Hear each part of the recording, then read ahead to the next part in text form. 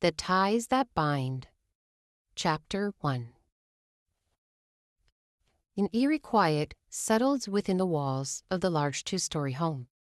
Candlelit hallways cast shadows on the pale walls, their flickering flames dancing against the gloom. Under the bed, clutching her doll tightly, was a small girl. Her long, brown curls were tangled around her face. Tendrils stuck to her cheeks from dried tears. She pulled her body closer, curling into a fetal position. Her sleeping gown twisted around her legs. The cold seeped under the bed, and a chill ran down her spine.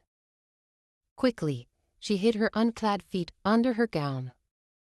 Her eyes were squeezed shut, her small hands covering her ears, while silent prayers raced through her mind. Please, God.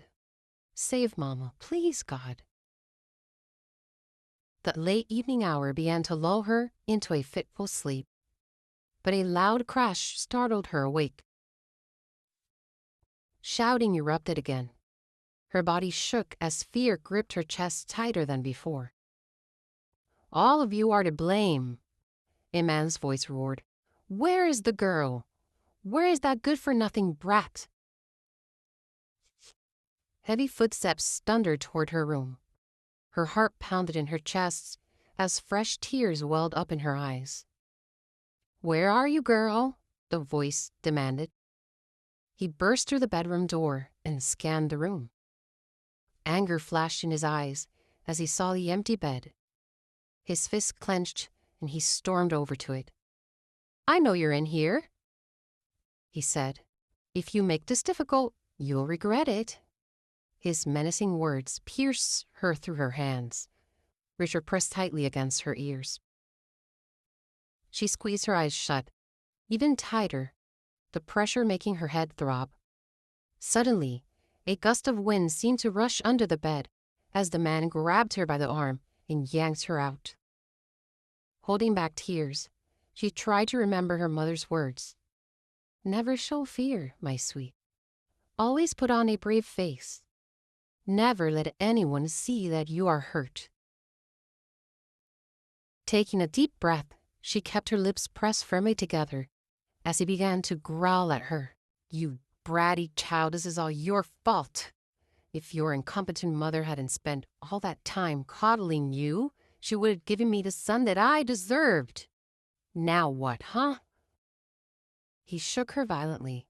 Her head bobbed from the force, but she kept silent. You arrogant little fool, who will coddle you now? You killed your mother and your brother.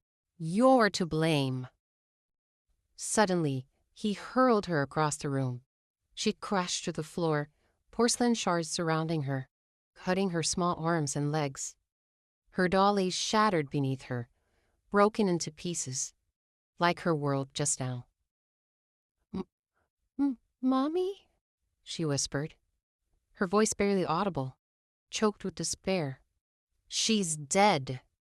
You have no mother, just like you have no father. His cruel eyes gleamed with satisfaction at her pain. No! She screamed, her voice loud and fierce. Fueled by anger, she scrambled onto her feet, her tears turning into a fiery resolve. She darted for the door, but the man lunged after her. She was quick, just quick enough to slip beneath his legs and dash out of the bedroom. Mommy, she cried, hiccuping as she ran toward her mother's room. Her feet barely touched the ground as her small body propelled her forward. She skidded to a stop at the door, but her Nana was there, blocking her path. Nana bent down, her cold, wrinkled hands clasping Lily's. You can't go in there, dear. Your mother, she's no longer with us. Her sad eyes confirmed what Lily's worst fears were. No, Lily sobbed, pulling her hands free. She ran down the hall, down the long stairs, and out into the dark woods surrounding the large home. Her small legs carried her as fast as they could, fueled by the need to get away. Meanwhile, inside the house, A young woman named Catherine confronted her brother Raymond, who was downing a bottle of whiskey. "Where is she, Raymond? What have you done?" "Shut up, Catherine. That brat ran away. Who cares? Why do you care? She's nothing to you." His bloodshot eyes gleamed with anger. "She's a 7-year-old girl, Raymond. Of course I care. She's your wife's daughter, my best friend. She's been with us for 3 years. Where's your heart, you beast?"